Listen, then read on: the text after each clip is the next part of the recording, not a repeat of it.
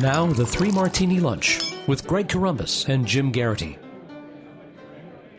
And welcome, everyone, to the Monday edition of the Three Martini Lunch, along with Jim Geraghty of National Review.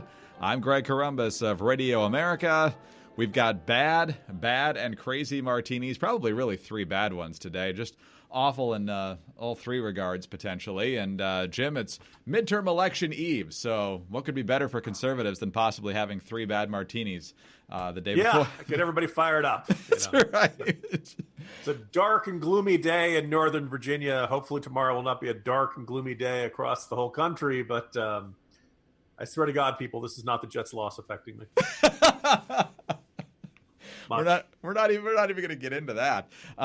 But Jim has some ideas for how the Jets can improve themselves. Anyway, let's start with our first bad martini, Jim. And it's almost like a bunch of major national polling firms said, you know what? Let's just see what happens if the DNC runs our last poll for some of these races. That's not what happened, but it certainly looks that way because a lot of these tight races and what are probably the final polls before Election Day here suggest that the Democrats are surging in a lot of these key races towards the end. Now, some of them have multiple polls and have different results, but let's look at a few of these. First of all, in Florida, the Senate race looks like Bill Nelson. He's up perhaps outside the margin of error. NBC News has him up 50-46. Quinnipiac, Nelson 51, Scott 44. Same thing over in the governor's race. NBC has Andrew Gillum over Ron DeSantis by 4. Quinnipiac has Gillum over DeSantis by 7. St. Pete polls has it by 5. Emerson also by 5. Even in the Missouri Senate race, NBC News has Claire McCaskill up 3. A couple others have it differently. Emerson has Josh Hawley over McCaskill by 3. And Trafalgar Group has Hawley by 4. But Trafalgar also has Brian Kemp up 12 against Stacey Abrams in the Georgia governor's race, which I'm pretty sure is not the real margin in that race. But we'll find out tomorrow. In some of these other races, looks like, at least in some of these polls, Jackie Rosen now edging ahead of Dean Heller in Nevada, whereas in the last couple of weeks, Heller had looked very good. We got a split decision on McSally and Sinema, 2 different polls. Each has one of them up by 1. They're not consistent. And some of these just are wildly inconsistent. Gretchen Whitmer in Michigan, for example, Michigan governor's race, the Democrat up by 14 in one poll, up by 5 in another. So, Jim, a lot of these seem like outliers, but if a lot of these Democrats are coming home or have made up their mind and they're planning to vote, not looking good. Yeah, Greg, I would like nothing more than to give Republicans a great deal of hope and optimism and enthusiasm and good cheer heading into Election Day. I suppose you could say with the levels of the early vote, maybe you don't have to worry as much about poll numbers, these last poll numbers coming out on the Monday before the election. But let's face it, you'd rather have Republicans ahead than behind. I know there are some folks who would argue, well, Jim, the polls can be wrong. Why can't they be wrong now? And they can. Midterm last time around, the average poll was the Republicans did about 4 points better than the polling average in most of these races back 4 years ago. I think it's safe to say that 2014 was a pretty darn good political environment for Republicans, and 2010 before that I feel like this is a year in which you got the Democratic base fired up. And then around the time of the Kavanaugh fight, the Republican base got fired up. And then it looked like it was going to be competitive. But, a lot of these races, Greg, you can look back and find not that long ago where the Republican was either ahead or tied for a fairly long stretch. I'm going to say between the end of July and September 9th, Rick Scott did not trail a poll in Florida. He's either ahead by as much as 6 points in the Florida Atlantic University poll, or he was tied. Now, I have the theory that this is the hurricane response is hurting Rick Scott. He's out doing governor stuff instead of campaigning. Now, to me, if you're a Floridian, you want your governor doing governor jobs, doing governor work in the aftermath of a hurricane. And my fear is the state is going to punish Rick Scott for doing the right thing in these circumstances and focusing on job one, while Bill Nelson and his campaign went full speed ahead. Look, I'm getting pushback on Twitter, and people are pointing out that Rick Scott did a little bit better than the last couple polls in Florida in 2010 and 2014, and that is the case. Again, I don't want to say any of these races are done. There just was not a lot of good numbers come through. The latest polls come through on Monday. Hawley by no means is out of it, but these are not great numbers come through on this last day or so. And look, I just kind of figured with the demographics, the Trump lean of the state, that Hawley would have put away McCaskill by now. He's a much better candidate. We had kind of said that she had won 6 years ago because of Todd Akin. I don't think you can say that we can slam the door on this one yet. That'd be deeply frustrating for Republicans if McCaskill hung on for another 4 years, or for another 6 years. McSally versus Sinema. McSally looked like she had, there was that nice poll. You get the Harris poll showing her up by 6, and then another one by Emerson. Like, all right, I think we're getting back in the swing of things. Sinema's just, another one where, with all the videos we've seen of Sinema trashing her own state, calling it the meth lab of democracy. Why are you not up by 5 to 10 points on a candidate like that? Why is this close? And then finally, Heller versus Rosen. Heller looked like he had turned a corner there, and now the latest Emerson poll has Rosen up 4. The early vote is not looking like it's doomed for him, but it's not looking great either. Looks like he's on path for a narrow loss. It should be, whether you lose by 1 or you lose by 10, it's not that much of a huge difference there. The House polling doesn't look great. On the homepage of National Review today, I went through every competitive House race district by district, did my best guess. And let's face it, there's a whole bunch of seats out there that are jump balls. Could give either way. I gave it my best guess based on if there's polling in the district, what's that saying? What's the trend in the district, cycle by cycle? If it's an open seat, how about candidate quality? Trump margins, demographic change. Is this a white blue collar district that's been voting Democrat for a while, but Trump had a particular appeal to and did better, even though it was traditionally Democrat represented, that kind of stuff. I came up with a 25-seat swing, which if you're good at math, you'll recognize as just past the 23-seat swing that the Democrats need. So the good news for them is they win control of the House, they'd get the chairmanships. I suppose if there's a silver lining, Greg, it's we can laugh at the Democrats trying to manage the place with a 3-seat majority. Any 3 guys decide to say, yeah, I don't like that idea. It's dead, gone, And actually, somebody else had raised that point when I kind of floated this idea over the weekend. If Democrats really do win just past the threshold that they need, and they get like a 3-seat majority, 2-seat majority, something like that, I'm not sure impeachment is on the menu anymore. I think, if you're Democrats, you probably only want to push that through if you've got a comfortable margin. There are a bunch of Democrats who are going to win in really purple or even some red-leaning districts. And I don't know if you want to begin your congressional career by attempting to impeach the president, short of, glaring evidence of high crimes and misdemeanors and stuff like that. So not quite a poisoned chalice, but Democrats could find governing the House with a very small majority very challenging. Right now, I'd say the outlook for Republicans before this election day is not great. People might say this is, Jim, you're too pessimistic. Look, Greg, I don't know about you. I remember 2006. I remember 2008. I remember a year ago, you and I discussing the Virginia governor's race and Virginia statewide races, and Republicans just got shellacked there. So there are elections where the bottom can fall out underneath you, and you don't necessarily see it coming. And that ominous music you hear in the background really does amount to something. It isn't just the usual noise of polling at the end.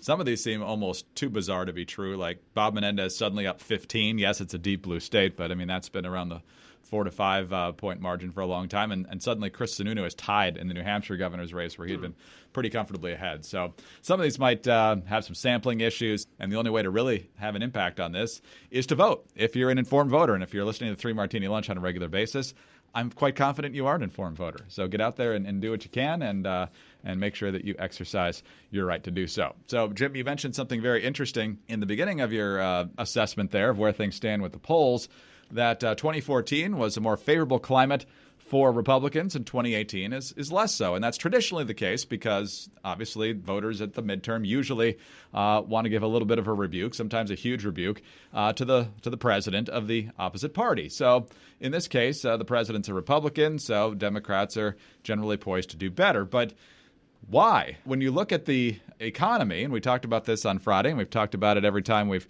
spent a martini on a piece of good economic news, things are about as good as you could kind of expect and hope for at this point. Lowest unemployment rate in almost 50 years.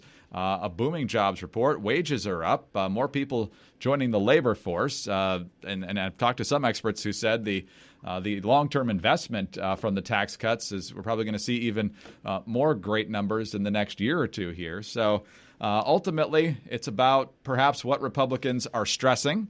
Some have said that it should have been the economy all the time because that's usually a very winning issue for whoever's got power. But the president in this case decided to make the caravan his closing argument, and it is definitely a way to fire up the base. Immigration has always been an issue that has fired up the base, particularly when there's an incendiary issue right around the time people go to the polls. But it's also an issue that fires up the base on the other side. And particularly, we're only, 4 or 5 months removed from perhaps the low point of the Trump administration so far, when all the blowback was happening with the family separation policy. And the Trump people can point out that he was just enforcing a policy that was on the books, a law that was on the books long before he took office, and he was more faithful in applying the law than the previous presidents. But nonetheless, it was a huge political loser. He had to change the policy. And now I think this is perhaps just reminding people of that episode more than it's firing up the base to respond to what may be coming towards our southern border. So while Trump gets some credit for sticking with Kavanaugh when others might have bailed on him, and that fired up the base, his closing argument may have been a tactical misfire. Yeah, and I think, look, we will see how things shake out. It's entirely possible that Republicans do better than expected. In my projection that I've had, Democrats winning 25, look, they fall short in a handful of races. Republicans control the House, and I think that would be a giant slap in the face, considering the level of Democratic expectations out there. A lot of people, Democrats think that I'm being wildly optimistic for the Republicans, for perspective of where they're coming from.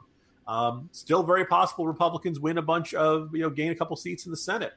But it's worth noting that, look, first of all, like almost, at least half the time, or maybe at least a third of the time on this podcast, our good martini is good economic numbers.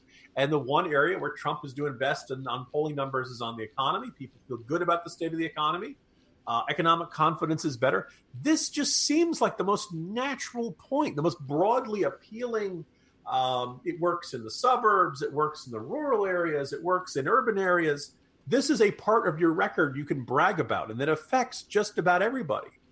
I'm not so sure that the electorate as a whole is as concerned about migrant caravans and illegal immigrants the way President Trump is.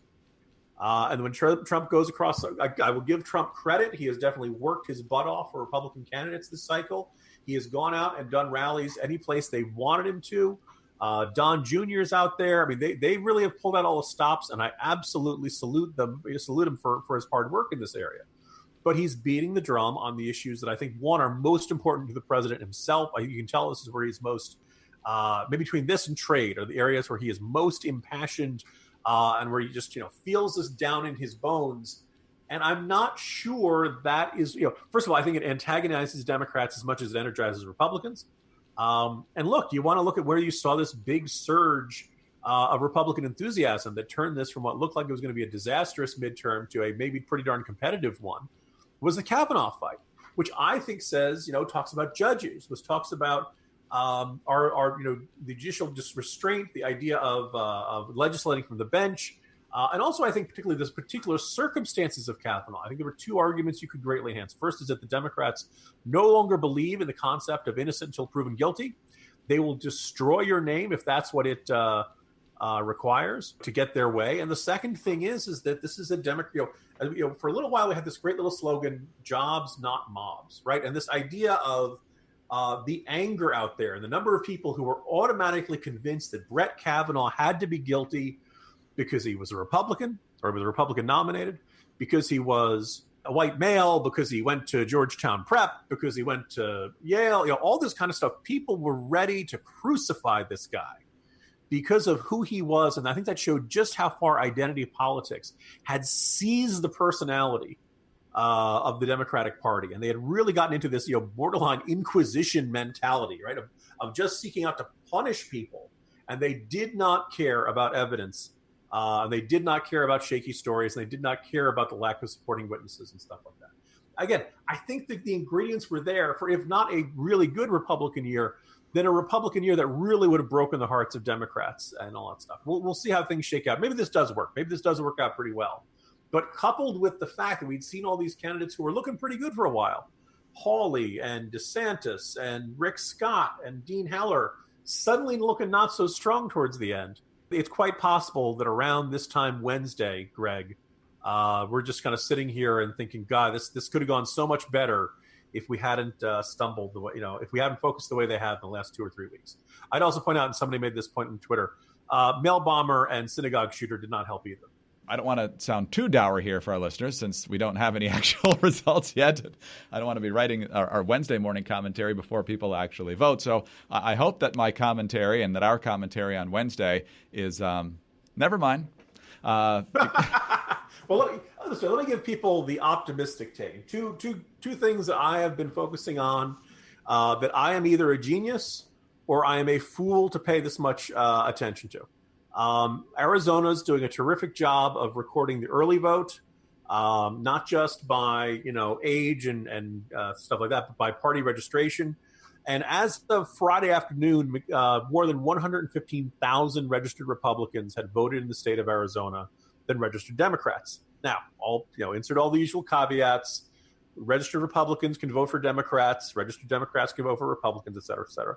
But, Greg, I don't know about you. If I'm a Republican, I'd rather have 115,000 more Republicans voting than have 115,000 Democrats voting. And then I went and I looked at the House districts. There are not a lot of Democratic incumbents in trouble, but one of them is in the Arizona's first district. Let me get my notes here. Yes, Tom O'Halloran. And, this is one where I believe we were in the neighborhood of, let's just say 4% more Republicans had voted than registered Republicans had voted than registered Democrats.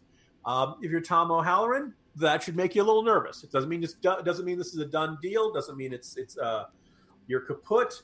Obviously, you can make up some of that margin amongst independents and unaffiliated and folks like that. But if you ask any incumbent you think you have a shot of knocking off of, O'Halloran is that one there in Arizona, and the early vote looks good. So that if Arizona looks good, well, then maybe Dean Heller's got a decent shot there.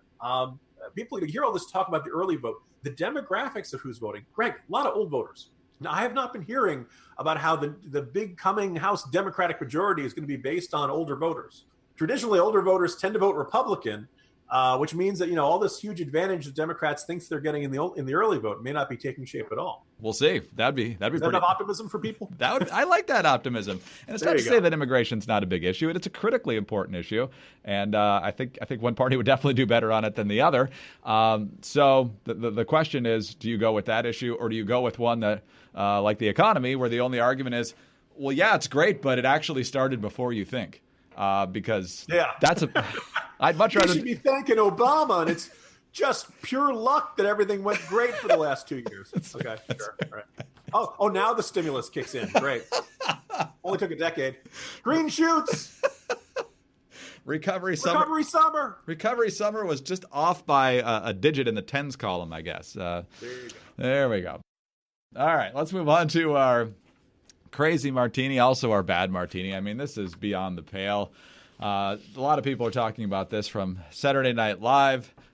Pete Davidson, if you haven't seen him, it's really hard to describe. He's the guy that was engaged to Ariana Grande after about 20 minutes of dating, and then they called it off recently, and which seemed to matter to a ridiculously absurd number of people. But anyway, he was brought on the Weekend Update portion, hosted by Michael Che, and that matters too here because he's laughing throughout this whole thing. And so Davidson was basically brought on to make fun of how people look. And so they started with Rick Scott, then they went to Peter King, they finished with Andrew Cuomo, and in the middle, after Peter King and before Andrew Cuomo, he talked about Texas congressional Republican candidate Dan Crenshaw from the 2nd Congressional District. He's running to replace Congressman Ted Poe, and he wears an eye patch, which we'll explain in just a moment. But here is what Pete Davidson said. This guy's kind of cool, Dan Crenshaw. Come on, man. Yo, hold on. You may be surprised to hear he's a congressional candidate from Texas and not a hitman in a porno movie. I'm sorry, I know he lost his eye in war or whatever. Lost lost his eye in war or whatever. CBS News. Crenshaw spent 10 years as a member of the Navy SEALs. In 2012, he was hit with a blast from an improvised explosive device in the Helmand province that destroyed his right eye, according to his campaign website. He retired in 2016 and left the service with 2 Bronze Stars, a Purple Heart, and the Navy Commendation Medal with Valor. To his credit, Crenshaw tweeted out, "Good rule in life. I try hard not to offend. I try harder not to be offended." That being said, I hope NBC, SNL recognizes that vets don't deserve to see their wounds used as punchlines for bad jokes. And Jim, usually as conservatives, we're the ones pointing out that it's the liberals that get offended over just about anything that they don't absolutely love. And in this situation, I think it's pretty much universal. I saw plenty of liberals going after this one, too. I mean, if you don't like Dan Crenshaw's politics, that's fine. But to mock his service to our country is something quite different.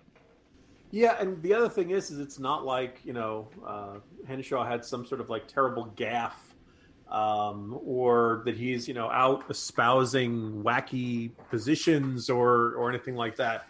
The whole joke was the eye patch, which is really, really weak humor. Greg, it's kind of, I remember a recent book that was being praised for being such a witty takedown of Washington, et cetera, et cetera. And one of the jokes was making fun of Haley Barbour, the former governor of Mississippi. And it was mostly fat jokes. It was mostly making fun of his appearance. And I remember saying and thinking, like, I'm not going to get up on a soapbox about fat shaming or anything like that. I'm sure that, people have counted my chins in the past, Greg. I'm just going to observe that, like, making fun of somebody's appearance in a lot of contexts is mean. And yet somehow if we don't like the politics of the person, then it suddenly becomes okay. Then all of a sudden it becomes acceptable. But I just want to observe, let's assume, that he had not lost his eye in service and that he had, he'd just been in some sort of terrible accident or something like that. Hey, look at that guy wearing an eye patch. I mean, that's just the lowest form of humor. It's the most unsophisticated and really it's kind of there's a meanness to it, a nastiness to it. You wouldn't make fun of someone in a wheelchair. You wouldn't make fun of somebody who was on crutches or who had a appendage for his arm. Or what you would never do that. What on God's green earth would make you think this? And the other thing I'm sitting here thinking here, Greg, is I grew up laughing at Dennis Miller and Dana Carvey and Phil Hartman. There's an old joke that everybody believes the classic era of Saturday Night Live was when they were a teenager. But I there was a time Saturday Night Live was really enjoyable. And I just mean like, they make fun of Republicans too much or something. There's just a meanness to the jokes here. There's a nastiness. I guess I should say, Greg, if anybody should avoid making fun of other people's appearances, Greg, shouldn't we start with Pete Davidson? Yeah. If you're just going to talk about local kid caught peeking in, girls' locker room, Pete Davidson is exactly the kind of guy you picture being arrested for something like that. But then, so he decides to make this joke about the eye patch. And this guy who's not, he's not on, I know he's not necessarily doing a lot of impressions. He's not, he just kind of giggles and snickers his way through all these sketches. That line, he lost it in the war or whatever. I mean, Greg, this is the most perfect encapsulation of if you don't like Brooklyn, Greg, this is it. Right? This is smug, sneering, millennial hipster, a sense of unearned superiority. I don't keep up on celebrity gossip. Mickey White, my other podcast co-host, does. Pete Davidson just comes across as just the biggest creep imaginable. But I'm also just going to observe that in the long history of humor, Greg, I mean, you and I, we laugh a lot on this podcast. I have enjoyed everybody from Mort Saul, George Carlin, Richard Pryor, Eddie Murphy, Don Rickles. I mean, there's plenty of humor that really goes up to the edge or goes across the edge. Right? I mean, Gary Larson's Far Side can get really dark and twisted sometimes. But anybody in the whole wide world of comedy doesn't make fun of war veterans. Right? I mean, it's just you just don't do that. It's just an idiot.